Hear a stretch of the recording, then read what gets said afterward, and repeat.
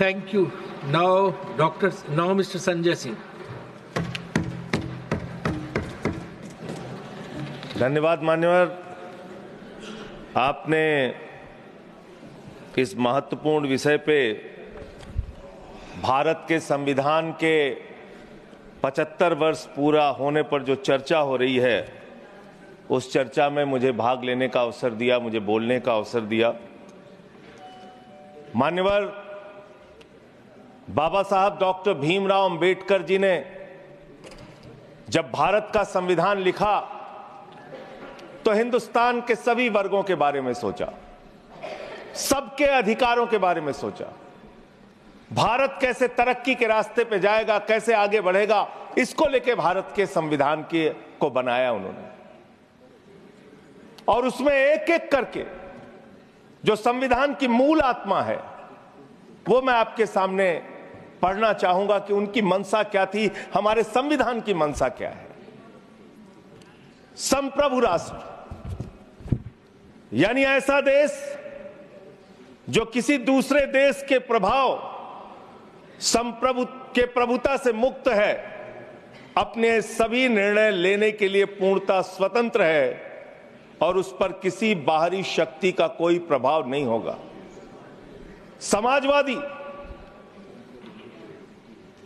समाजवाद एक ऐसा विचारधारा है जो ये मानती है कि समाज के सभी लोगों तक संपन्नता का हिस्सा पहुंचना चाहिए। धन संपत्ति भी समाज से ही उपजती है, तो उसका बंटवारा भी शांतिपूर्ण और न्यायपूर्ण तरीकों से लोगों के बीच होना चाहिए। लोकतांत्रिक समाजवाद की ये विचारधारा कहती है कि धन समाज के कुछ लोगों तक सीमित नहीं रहना चाहिए। उत्पादन के साधनों पर लोगों का मिला जुला मालिकाना होना चाहिए। यह भारत का संविधान कहता है मान्यवर। और आज क्या स्थिति है, भारत की क्या स्थिति है मान्यवर, मोदी जी के राज में क्या स्थिति है। 5%, देश के 5% लोगों के पास देश की 60% संपत्ति है और देश के 50% लोगों के पास मात्र 3% संपत्ति है। और पिछले 2012 से लेकर अगर 21 तक का आप रिकॉर्ड इनका देखेंगे तो 40% संपत्ति 1% लोगों के पास गई है। यह है इनकी समाजवाद की विचारधारा, यह है इनकी बराबरी की सोच, यह किस तरीके से ये भारत के अंदर गैर बराबरी को जन्म दे रहे हैं। समाजवादी आंदोलन में नारा लगता था, समाजवादी आंदोलन में नारा लगता था, जब तक दुखी इंसान रहेगा धरती पर तूफान रहेगा। नारा लगता था, रोटी कपड़ा और मकान मांग रहा है हिंदुस्तान। नारा लगता था, धन और धरती बट के रहेगी, भूखी जनता चुप न रहेगी। लेकिन आज भारत को इस हालत में इन्होंने पहुंचा दिया है मान्यवर, जहां पर 3% संपत्ति 50% लोगों के पास है और 5% लोगों के पास देश की 60% संपत्ति है। इसके आगे हमारा संविधान कहता है सेकुलरिज्म की बात, धर्मनिरपेक्षता, जिसका खुलेआम आप विरोध कर रहे हैं। ये एक ऐसी सरकार है, हमारे प्रधानमंत्री जी भारत के संविधान पे शपथ लेकर देश के प्रधानमंत्री बने। यहां पे बैठे हुए सांसद संविधान की शपथ लेते हैं, मंत्री संविधान की शपथ लेते हैं, लेकिन संविधान में लिखी हुई बातों को नहीं मानते। धर्मनिरपेक्षता से इनको मतलब नहीं है। हमको अगर दर्शन करना होता है मान्यवर तो हम काशी जाते हैं, महाकाल का दर्शन करने उज्जैन जाते हैं, प्रभु श्री राम का दर्शन करने अयोध्या जाते हैं। लेकिन भाजपाइयों को जब दर्शन करना होता है तो ये मस्जिद में भगवान का दर्शन करने जाते हैं, मस्जिद में भगवान का दर्शन करने जाते हैं। मस्जिद में मंदिर खोज रहे हैं पूरे देश के अंदर। तो इसलिए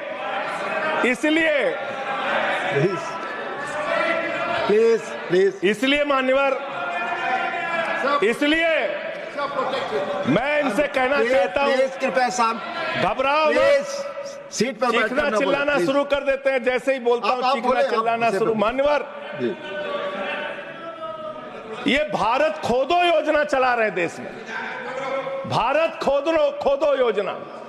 अरे मैं कहता हूं अगर इतना ही खोदना है, कल को कोई आके दावा करेगा संसद को खोद दो, कम से कम प्रधानमंत्री की डिग्री मिल जाएगी, उसका तो पता चल जाएगा कहां है। संसद खोद दो। ये भारत खोदो योजना बंद करो, इससे देश का विकास होने वाला नहीं है। आपने शिक्षा में क्या हालत की देश की? माननीय शिक्षा मंत्री जी यहां पे बैठे हुए हैं, मैं बताना चाहूंगा शिक्षा के स्तर को आपने कहां पहुंचा दिया।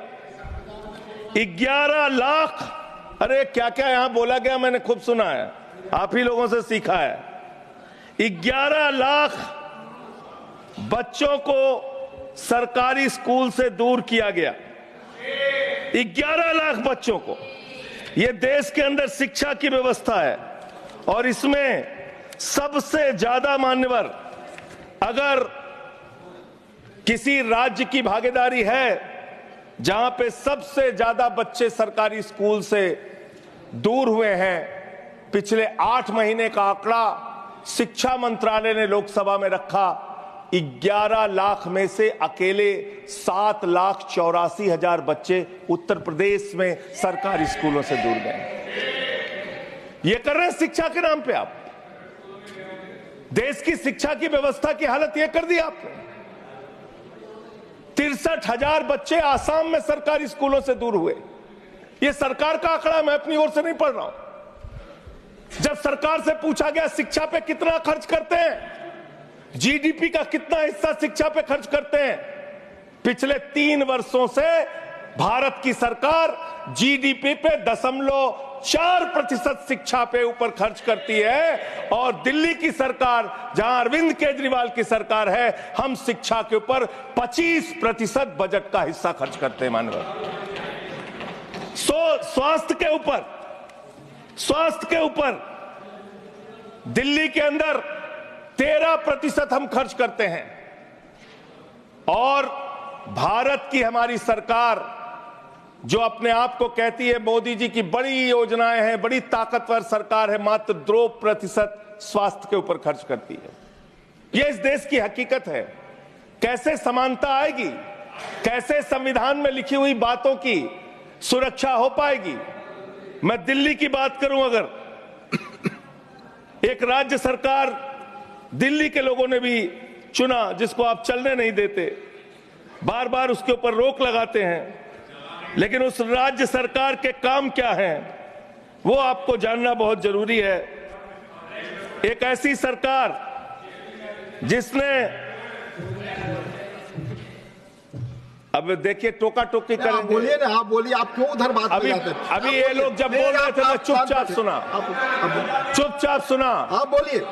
अगर जेल वेल की बात करोगे ना, जिस दिन सत्ता परिवर्तन होगा एक भी आदमी बाहर नहीं दिखेगा।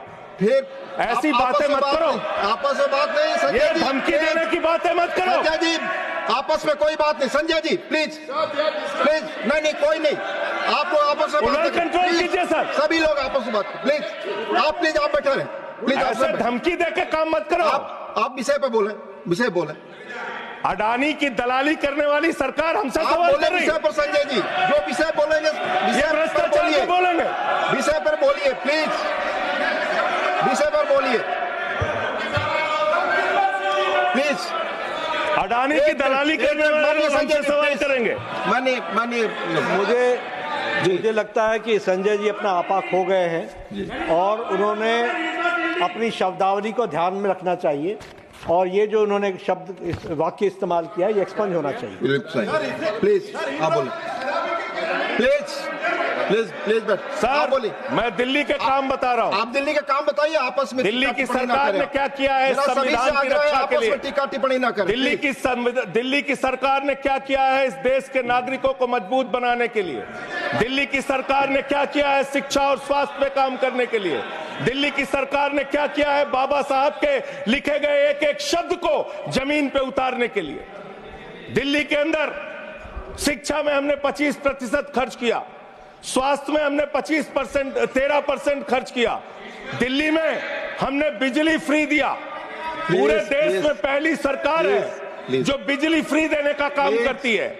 दिल्ली के अंदर केजरीवाल जी ने 200 यूनिट बिजली फ्री, 400 यूनिट बिजली आधे दाम पे दिया। दिल्ली के अंदर केजरीवाल की सरकार ने इलाज मुफ्त किया, पानी मुफ्त दिया। दिल्ली के अंदर सीट पर बैठकर बुजुर्गों को तीर्थ यात्रा, माननीय मंत्री, बुजुर्गों को तीर्थ यात्रा कराने का काम किया। बुजुर्गों को तीर्थ यात्रा कराने का काम किया दिल्ली की सरकार ने। दिल्ली की सरकार ने माताओं बहनों के लिए बस की यात्रा फ्री करने का काम किया। और अगली योजना आ रही है, दिल्ली में केजरीवाल मुख्यमंत्री बनेंगे, दिल्ली की महिलाओं को 2100 रुपए हर महीने उनके खाते में पहुंचाया जाएगा। हम महिला को सशक्त करेंगे, मजबूत करेंगे। संविधान पर भी जोड़िए उसको, संविधान पर बोलिए। संविधान पे बोलिए। हाँ, संविधान पर बोलिए संजय जी। संविधान के अंतर्गत मैं एक चुनी हुई सरकार के बारे में बोल रहा हूं। संविधान पर चर्चा हो रही है, दिल्ली में अपेक्षा होगी संविधान पे आप बोले और दिल्ली आप में शांत बैठे रहे। मैं बोल रहा हूं, दिल्ली के अंदर 200 किलोमीटर के मेट्रो नेटवर्क को हमने 2015 से बढ़ाकर प्लीज स्पीक ऑन 450 किलोमीटर किया। संजय जी कॉन्स्टिट्यूशन पे बोलिए। सर उन्होंने अपनी सरकार की उपलब्धि गिनाई, आपने उनको नहीं रोका। प्लीज, अगर हम दिल्ली में एक चुनी हुई सरकार के काम को बता रहे हैं, हम सबसे आग्रह कर रहे हैं अपने विषय पर बोलिए। जिस राज्य से मैं चुना गया हूं आपसे भी कर रहे हैं, उस राज्य में क्या काम हो रहा है, क्या ये देश इनको दर्द क्यों हो रहा है? प्लीज विषय संविधान पर चर्चा, पेट में तकलीफ क्यों हो रही है? संविधान पे चर्चा हर सदस्य से, इनको तकलीफ क्यों हो रही है? हर सदस्य से हम अपेक्षा करते हैं संविधान पर बोले। तो दिल्ली में प्लीज जेल 3 घंटे ईडी सीबीआई दे दो, सबको भेज दूंगा। चलो दे दो ईडी संजय सीबीआई। जी आप बोलते हैं, प्रवोक करते हैं, आप इसे पर बोले, ये सब चीजें नहीं जाएंगी, ये सब चीजें नहीं जाएंगी रिकॉर्ड पे। प्लीज, वो बोल रहे हैं जेल क्यों गए? आपस में बात न करें, आप बोले संविधान पर। नहीं, आप रोक रहे हैं उनको। आपस में बात न करें प्लीज, प्लीज। आप इस तरह टिप्पणी नहीं कर सकते माननीय सदस्यों पर, वो चीजें रिकॉर्ड में नहीं जाएंगी। इस तरह की टिप्पणी सदस्यों पर एक दूसरे पर करना, प्लीज आप विषय पर बोले। सर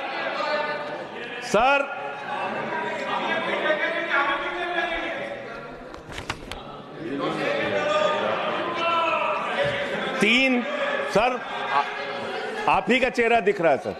नहीं मेरा चेहरा नहीं, चेहरा आपका दिख रहा, आप बोलिए तो सर आप बोलिए। ये लोग भ्रष्टाचार के खिलाफ जब बोलते हैं, भ्रष्टाचार के खिलाफ जब बोलते हैं भाजपा के लोग, तो लगता है ओसामा बिन लादेन अहिंसा पे उपदेश दे रहा है। ये भ्रष्टाचार के खिलाफ बोलेंगे। 3,02,000 करोड़ रुपए का ठेका इन लोगों ने इलेक्टोरल बॉन्ड के नाम पे लिया सर।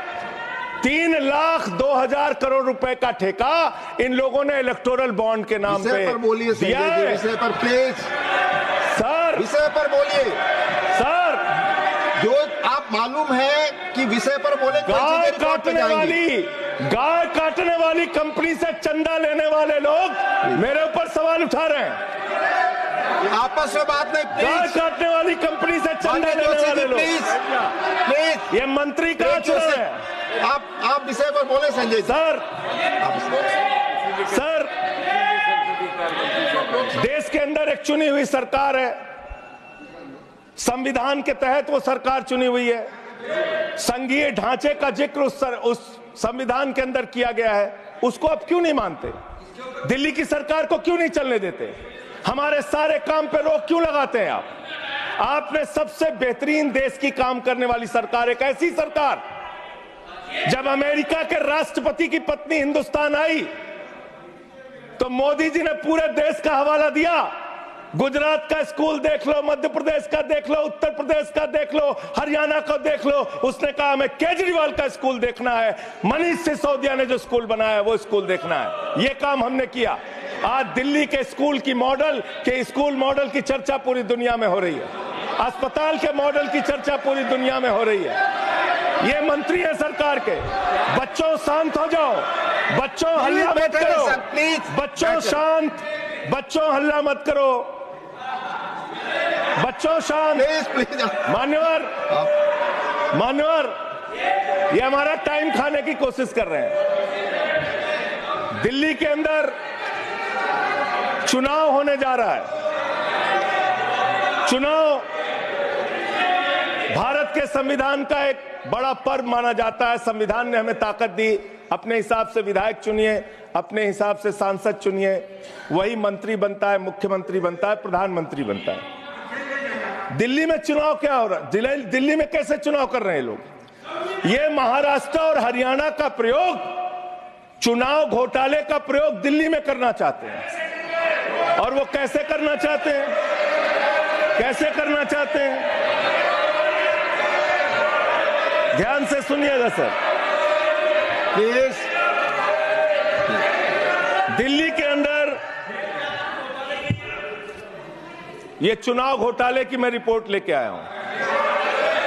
ये रिपोर्ट आज पूरे देश को पता होनी चाहिए। दिल्ली में जो चुनाव करा रहे हैं मान्यवर, ये घपले से जीतना चाहते हैं। शाहदरा में भारतीय जनता पार्टी के एक पदाधिकारी ने 11,008 वोट कटवाने की अर्जी दी। जनकपुरी में भारतीय जनता पार्टी के 24 कार्यकर्ताओं ने 4,874 वोट कटवाने की अर्जी दी। तुगलकाबाद में भारतीय जनता पार्टी के 15 कार्यकर्ता ने 2,435 वोट कटवाने की अर्जी दी। मानिए आप संविधान पर क्या चुनाव के बारे में बोलना गलत है? आप बैठे प्लीज। क्या संविधान के अंतर्गत चुनाव नहीं होता सर? आप बोले सर चुनाव के बारे में बोलना गलत है। हाँ तो ये आप गायब। फ्री एंड फेयर इलेक्शन संविधान ने दिया है। तुगलकाबाद में सर, तुगलकाबाद में एक बूथ है, बूथ नंबर 117, वहां कुल 1337 वोट हैं। उसमें से 554 वोट कटवाने की अर्जी 2 बीजेपी के कार्यकर्ताओं ने दी।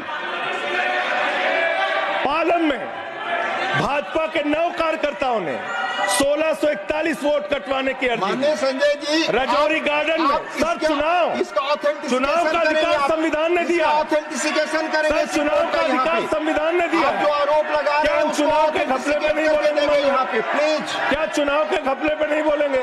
इसको चुनाव हाँ ऑथेंटिकेट करूंगा, ऑथेंटिकेट करूंगा sir. I will authenticate please. मैं ऑथेंटिकेट करूंगा सर, आपकी बात सुन लिया सर।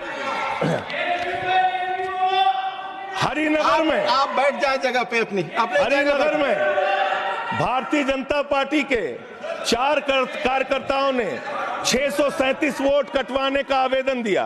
करावल नगर ने 2 कार्यकर्ताओं ने 3,260 वोट कटवाने की अर्जी दिया। मुस्तफाबाद में एक व्यक्ति ने 534 वोट मैं नहीं कर रहा। I am not एल्डिंग sir, I am not एल्डिंग। Leader of the house, I am not house. नहीं सर, ऐसे आप तो फिर ऐसे लोग करेंगे। आपको हम समय देंगे, आप देखिए। Leader of the house. नहीं, मैं एक ही बात स्पष्ट करना चाहता हूं कि जिस संविधान ने ये ताकत दी है कि वो वोटर्स लिस्ट के बारे में जो चर्चा कर रहे हैं कि उसको कटवाने का, वो प्रोविजन भी संविधान के अंतर्गत ही है। और उसमें देखने वाली बात यह है कि ये इतने दिन सत्ता पे कहीं रोहिंग्या और बांग्लादेशी के वोटों पर तो नहीं बने हुए थे। मानिए संजय जी, इतनी शानदार बात आज की है लीडर ऑफ द हाउस ने सर, मैं इनका नमन करता हूं। इतनी बढ़िया बात इन्होंने कह दी कि मैं इसका जवाब जरूर दूंगा। सर इन्होंने कहा कहीं ऐसा तो नहीं जिनके नाम काटे जा रहे हैं वो रोहिंग्या हैं। हमारे उत्तर प्रदेश के भाई, हमारे पूर्वांचल के भाई, हमारे यूपी बिहार के भाई जो 40-40 साल से दिल्ली में रह रहे हैं, अपने श्रम अपने खून पसीने से दिल्ली को बना रहे हैं, आप उनको रोहिंग्या करें। आप उनको रोहिंग्या करें। हिम्मत कैसे हुई आपकी? हिम्मत बैठे। आप हमारे पूर्वांचल के भाइयों को रोहिंग्या कहेंगे, हिम्मत कैसे हुई आपकी? हिम्मत नहीं होनी चाहिए आपकी। आगे आगे बोलो। पूर्वांचल के लोगों को ये बांग्लादेशी कह रहे हैं। मैं नाम पढ़ रहा हूं, राम सिंह बसंत विहार में रहते हैं, उनका वोट कटवाया गया। राम बसंत विहार में रहते हैं। आप सब बैठिए, बैठिए। ये पता है सर, आपके सदन पर रखूंगा। ये हिंदू लोग हैं, हिंदू लोग हैं, इनका नाम राम है, इनका नाम राम है, राम, इनका नाम राम है, राम। प्लीज बैठे। छोटेलाल वर्मा, आप बैठे।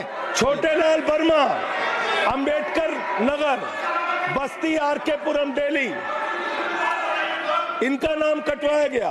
सोनिया, अंबेडकर नगर, बस्ती, आरकेपुरम, इनका नाम कटवाने की अर्जी दी गई। संतोष कुमार, अंबेडकर नगर, बस्ती, आरकेपुरम, इनका नाम कटवाने की अर्जी दी गई।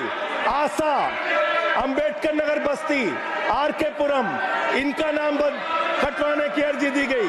गीता, हरकेश, सुशील कुमार, नरेंद्र, सुमन, ये सारे नाम लेके आया हूं। ये हमारे यूपी के, बिहार के, ये दिल्ली में रहने वाले 40-40 साल पुराने रहने वाले लोग हैं। ये बांग्लादेशी नहीं है, ये रोहिंग्या नहीं है। इनको आपने रोहिंग्या और बांग्लादेशी कहा है। पूर्वांचल के लोग आपकी जमानतें जब्त कराएंगे दिल्ली के चुनाव में, देखना। सर आप ही दिख रहे हैं, मेरी बात को नहीं जा रही। आप ही बोल रहे हैं। सर आपको मैंने नाम पढ़ के बता दिया, ये लिस्ट यहां रखूंगा और मैं चाहता हूं ये ऑथेंटिकेट करने के लिए आपने कहा मैं नाम दूंगा। इसकी उच्च स्तरीय जांच कराइए, कैसे इन लोगों के नाम कटवाने की अर्जी दी जा रही है। यही महाराष्ट्र में घोटाला किया इन लोगों ने, यही हरियाणा के अंदर घोटाला किया इन लोगों ने। ये चुनाव घोटाले से जीतना चाहते हैं, दिल्ली में ये चाल चलेगी नहीं, याद रखना। केजरीवाल और आम आदमी पार्टी यहाँ पे बैठी है, संविधान पर बोलिए। यहाँ पे ये चाल नहीं, संविधान पे बोल रहा हूँ। संविधान, ये चुनाव ही गड़बड़ कर देंगे, आगे बढ़िए। चुनाव ही गड़बड़ करेंगे तो संविधान कहाँ से बचेगा सर? चुनाव ही निपटाने पे लगे हुए हैं ये लोग। सर दूसरी बात हुई दलितों के अधिकार की और बांग्लादेशी घुसपैठिया। सर पिछले 10 साल से हिंदुस्तान में किसकी सरकार है सर? क्या यहाँ पे ट्रंप की सरकार है? क्या ओबामा की सरकार है? यहाँ पे 10 साल से किसकी सरकार है? 10 साल से यहाँ पे महामानव की सरकार है। महामानव की सरकार है 10 साल से। मैं महामानव से पूछना चाहता हूं, नरेंद्र मोदी जी से पूछना चाहता हूं, अमित शाह जी से पूछना चाहता हूं, सीमा की सुरक्षा किसके जिम्मे है? अमित शाह के जिम्मे है। सीमा किससे लगती है बांग्लादेश की? त्रिपुरा से लगती है, आसाम से लगती है, बंगाल से लगती है। कोई बांग्लादेशी त्रिपुरा से, बंगाल से, आसाम से, झारखंड पार करके, यूपी पार करके, बिहार पार करके दिल्ली कैसे आ गया? आप लोग घास छील रहे थे क्या? आपकी सरकार घास छील रही थी क्या? कैसे आ गए भाई यहाँ पे बांग्लादेशी? और 10 साल में 10 बांग्लादेशी घुसपैठिया दिल्ली से भगाया हो तो उसका नाम बता दो, उसका नाम बता दो। 10 साल में 10 बांग्लादेशी घुसपैठिया दिल्ली से भगाया हो तो उसका नाम बताओ ना। राजनीति क्यों करते हो? नरेंद्र मोदी का दोस्त अडानी बांग्लादेश को बिजली सप्लाई करता है, आप बिजली सप्लाई करता है। प्रधानमंत्री पर आपने भारत की बिजली चोरी करके, भारत की बिजली चोरी करके बांग्लादेशियों का घर रोशन करते हो। संविधान पर बोलिए। हमें ज्ञान बता रहे हो, प्लीज हमको ज्ञान बता रहे हो। हजारों करोड़ की बिजली चोरी करके झारखंड की बिजली। सर आप ही आ गए सर, मेरा तो नाम गायब हो जाता हूं मैं। सर झारखंड की बिजली चोरी करके, भारत की बिजली चोरी करके अडानी बांग्लादेश को पहुंचाता है। ये आप ही सब्सिडेट करेंगे? इसको भी करेंगे। हाँ, करें। जितना आप बोलेंगे सब हाजिर कर देंगे साहब। आप इस सब्सिडेट करेंगे? इसलिए लगा रहे हैं। हाँ एकदम करेंगे। ये दोहरी नीति नहीं चलेगी। आपके लड़के कतर के शेखों के साथ बिजनेस करेंगे, दुबई के शेखों के साथ बिजनेस करेंगे, यहाँ मुसलमानों के खिलाफ हिंसा की बात करोगे।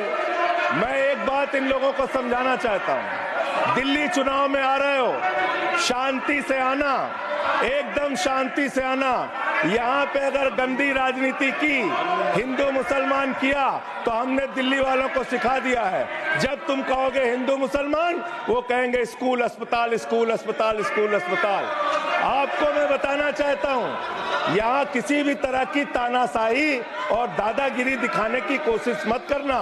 दिल्ली का चुनाव मुद्दों के ऊपर लड़िए, चुनाव का घोटाला मत कीजिए। चुनाव हार रहे हो तुम 3 बार से, तो तुम सोच रहे हो वोटर लिस्ट में गड़बड़ी करा देंगे। इससे काम नहीं चलेगा सर। हम काम की बात करते हैं, दलितों के अधिकार की बात यहाँ पे हुई, दलितों के अधिकार की बात। मान्यवर एसटी, एससी, ओबीसी, ये 3 कैटेगरी, एसटी, एससी, ओबीसी, ये तीन कैटेगरी में भारत सरकार के अंदर ज्वाइंट सेक्रेटरी लेवल पे और सेक्रेटरी लेवल पे 322 अधिकारी हैं। और सरकार का आंकड़ा है, मेरा नहीं। ये क्या कह रहे हैं? ये कह रहे हैं दलित, एससी कैटेगरी के अनुसूचित जाति 16, एसटी 13, 39 ओबीसी और 254 जनरल कास्ट के लोग हैं। ये आपका दलितों, पिछड़ों और आदिवासियों के प्रति न्याय है। ये कर रहे हैं आप उनके साथ। लेटरल एंट्री के जरिए आप दलितों, पिछड़ों, आदिवासियों का आरक्षण खा रहे हैं। आप आईएएस की नौकरी में बहुत सारे बच्चे, 125 बच्चे हैं सर, जिनको इन्होंने क्रीमी लेयर के नाम पे आईएएस, पीसीएस, आईएफएस बनने से वंचित कर दिया। ये इनका इतिहास है। ये कर रहे हैं दलितों के साथ सर। मंदिरों में घुसने नहीं देते। इनकी मानसिकता ये है, इनकी मानसिकता ये है। इन्होंने अयोध्या में मंदिर का शिलान्यास किया।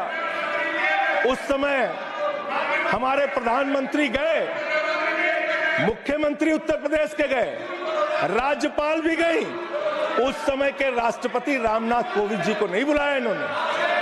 मंदिर के उद्घाटन में इन्होंने श्रीमती द्रौपदी मुर्मू जी को नहीं बुलाया, क्योंकि वो दलित समाज से थे, ये आदिवासी समाज से हैं।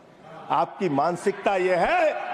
100 वर्ष हो गए आरएसएस को, एक भी दलित, पिछड़ा और आदिवासी आज तक आरएसएस का प्रमुख क्यों नहीं बना? इसका जवाब दो, इसका जवाब दो।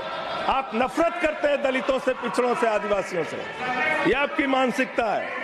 इसलिए आगे कॉन्स्टिट्यूशन पढ़ता हूं सर। आगे क्या लिखा हुआ है?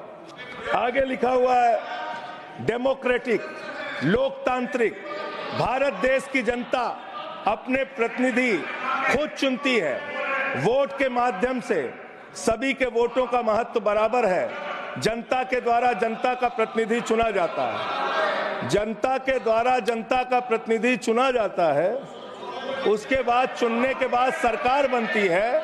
और आप लोग खरीद फरोख्त करके, संविधान को तार तार करके, लोकतंत्र का गला घोट के महाराष्ट्र में सरकार गिराते हो, कर्नाटक में सरकार गिराते हो, मध्य प्रदेश में सरकार गिराते हो, उत्तरांचल में सरकार गिराते हो, अरुणाचल में सरकार गिराते हो।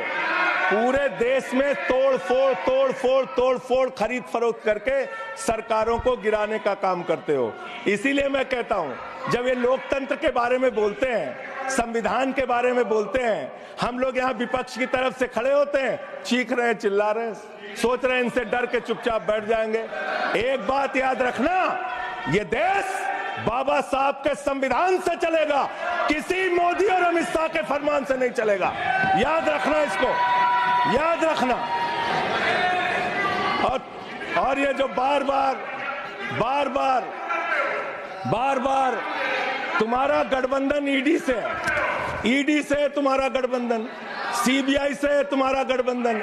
यहाँ इंडिया गठबंधन है, वहां ईडी गठबंधन है, ईडी गठबंधन है, ईडी गठबंधन।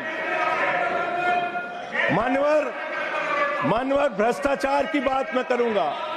भारत के प्रधानमंत्री जिन्होंने देश के बड़े बड़े फैशन डिजाइनरों को भी फेल कर दिया, इतना सज के चलते हैं, इतना सज के चलते हैं सर।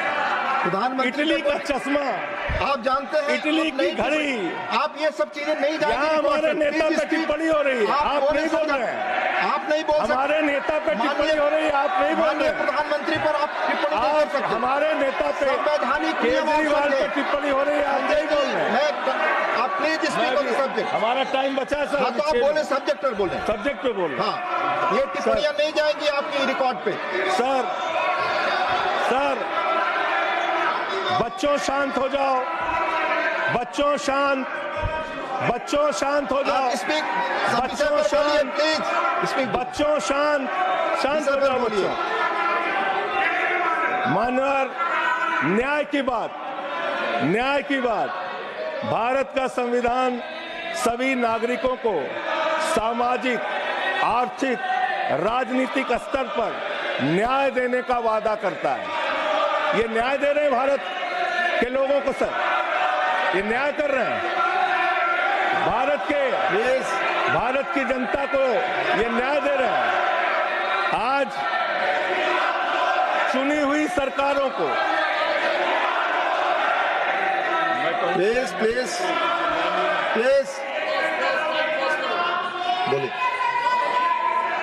बोलिए अपने विषय पे बोलिए। सर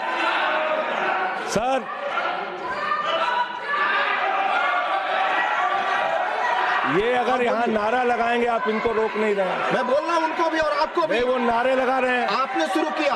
माननीय प्रधानमंत्री पर टिप्पणी नहीं, मैं अगर यहाँ नारा लगाऊंगा, प्लीज आप इसे पर बोलिए, संविधान पर बोलिए। तो इसलिए मैं ये कहना चाहता हूं,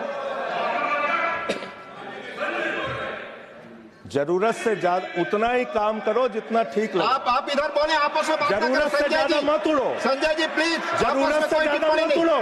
संजय जी आप गली में शोर है। संजय जी नरेंद्र मोदी चोर है। कोई बात रिकॉर्ड पे नहीं जाएगी। नरेंद्र मोदी चोर है। कोई बात रिकॉर्ड पे नहीं जाएगी। No, it will not go, please, it will not go on the record. नहीं, please go back to your seats. नहीं, आप ये गलत, नहीं सर, आप दुरुपयोग कर रहे हैं समय का। कैसे केजरीवाल को बोल रहे हैं? केजरीवाल को कैसे बोल रहे हैं? आप सब पीछे जाए, आप प्लीज, आप पीछे जाइए, प्लीज नागर जी, प्लीज आप पीछे जाइए। आप इसे पर बोलिए, इनको चुप कराइए सर। आपने जो भी प्रधानमंत्री जी पर टिप्पणी की है और जो भी नारे उनके खिलाफ लगाए, ये भी बोलिए कि मुख्यमंत्री पर जो टिप्पणी की है वो भी जाएगा। आप बोलिए, वो भी हट जाएगा। आप पहले बोले, वो भी हट जाएगा। आपका समय खत्म होगा, मैं खत्म करूंगा। प्लीज मान्यवर, पिछले दिल्ली के अंदर कानून व्यवस्था की क्या हालत है? कल हमने महिला अदालत किया दिल्ली में। देश की राजधानी दिल्ली आज अपराधों से सहमी हुई है, परेशान है। क्या हालत है सर? 2019 से महिलाओं के खिलाफ अपराध में दिल्ली में 41% वृद्धि हुई है। 14,000 महिलाओं के खिलाफ अपराध, हिंसा का अपराध, बलात्कार का अपराध 1 साल के अंदर हुआ है। हर दिन दिल्ली के अंदर 3 से 4 रेप की घटनाएं हो रही हैं और 2019 से 3500 रेप की घटनाएं हुई और प्रतिदिन दिल्ली में 5 से 6 महिलाओं को असॉल्ट किया जाता है। ये आंकड़े हैं सर। 11 महिलाएं और बच्चियां प्रतिदिन किडनैपिंग का शिकार होती है दिल्ली में। ये दिल्ली की हकीकत है। देश की राजधानी में 35% रेप की घटनाओं में और 41% किडनैपिंग की घटनाओं में देश के 19 शहरों के मुकाबले वृद्धि हुई है। दिल्ली के अंदर ये कोर्ट है, सारे रिकॉर्ड रख दीजिएगा। हाँ रख दूंगा। ये कोर्ट, दिल्ली के कोर्ट में सर आपको जान के हैरानी होगी, देश की राजधानी है दिल्ली, दिल्ली के कोर्ट में हत्या की घटना हुई, जज के सामने हत्या सर। जज के सामने हत्या की घटना हुई। आप बताइए, प्लीज ये नारे न लगाए, रिकॉर्ड पे नहीं जाएगा आपके नारे। प्लीज कृपया कृपया नारे न लगाए आप, प्लीज।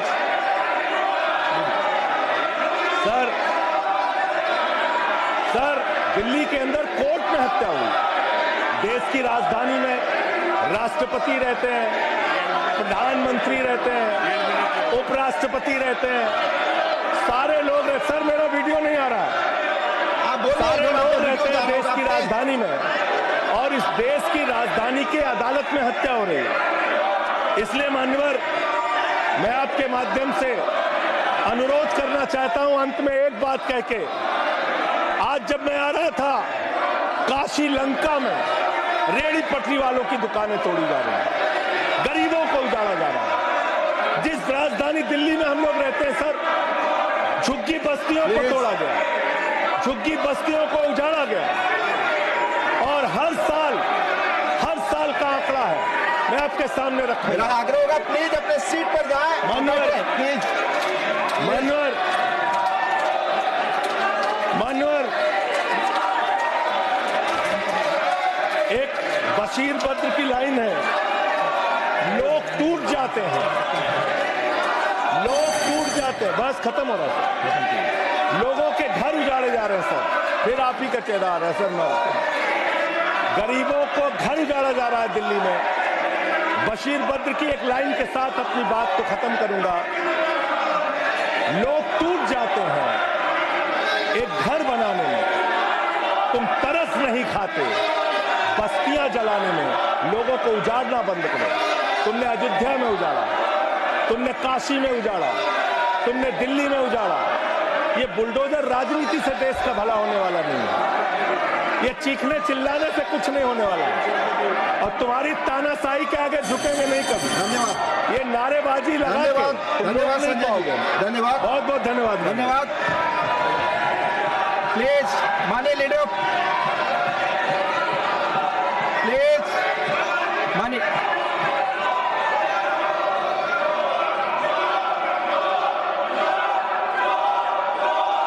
माननीय leader of house, please no, please.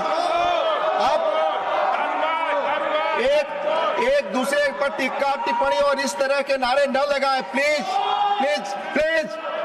No आपस में बातें, प्लीज। माननीय एलओपी, आप कुछ बोलने वाले?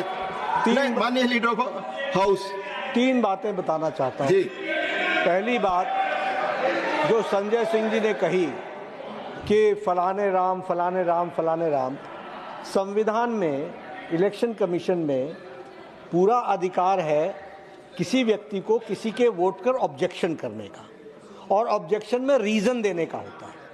जिन लोगों ने भारतीय जनता पार्टी की तरफ से ऑब्जेक्शन दिया है तो साथ में रीजन भी दिया है, और वो चाहे पूर्वांचल हो, चाहे रोंगिया हो, चाहे बांग्लादेशी हो, चाहे घुसपैठिया हो, वो सब उसमें आते हैं। दूसरी बात, इसलिए इसको राजनीतिक रंग देने की जरूरत नहीं है। इसको संजय जी प्लीज बैठिए। आप प्लीज बैठिए। मैं आपसे आग्रह करता हूं, संजय जी प्लीज बैठिए। ये आपस में गला फाड़ प्रतियोगिता ना करें, प्लीज बैठे, प्लीज। हाँ, इसको संविधान के नजरिए से देखने की आवश्यकता है, और आज हम संविधान पर चर्चा कर रहे हैं। इसको राजनीतिक रंग देने की जरूरत नहीं है। दूसरी बात आपने कही, सरकारें गिरा दी। अरे भाई, मध्य प्रदेश में हम 5वीं बार चुन करके आ गए, उत्तर प्रदेश में हम दूसरी बार लगातार आ गए। आपने महाराष्ट्र के बारे में कहा कि खरीद फरोख्त हुई, महाराष्ट्र ने landslide victory Bharatiya Janata party को दी। अरुणाचल प्रदेश में राउत साहब लैंडस्लाइड, आप तो उस दिन बोल रहे थे कि मैं तो विश्वास ही नहीं कर पा रहा हूं, लैंडस्लाइड।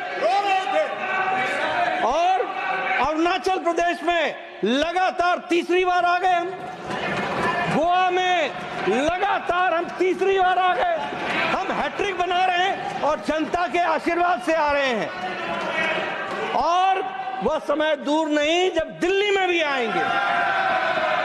लेकिन मैं संजय जी से यह जरूर कहना चाहता हूं कि भावनाएं कभी भी सीमा को क्रॉस नहीं करना चाहिए और इस सदन के डिबेट को जहां जहां आपने उसका स्तर नीचा किया है, उपसभापति जी आप जरा रिकॉर्ड देख करके उनको एक्सपंज करने की कृपा करेंगे, इतना ही मैं देखा जाएगा।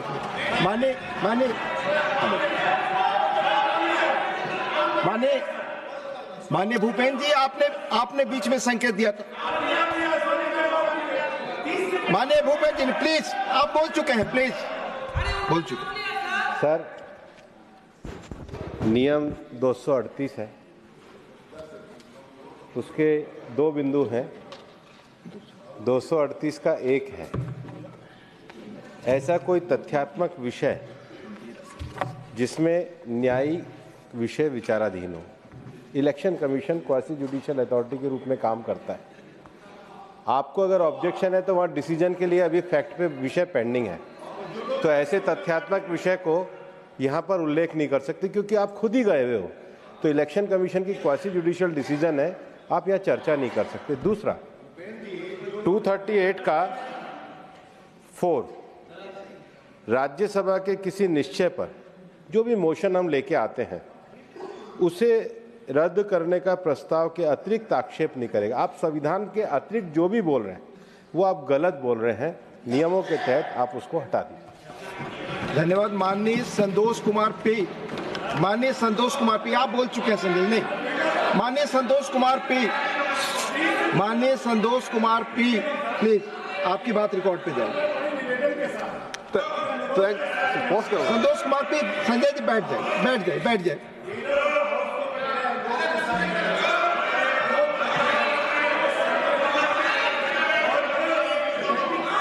कह रहा हूं, जो व्यक्ति एक जगह पे, मान लीजिए ठीक है आपने कहा, जो व्यक्ति 40 साल से एक जगह पे रह रहा है, क्या उसका नाम?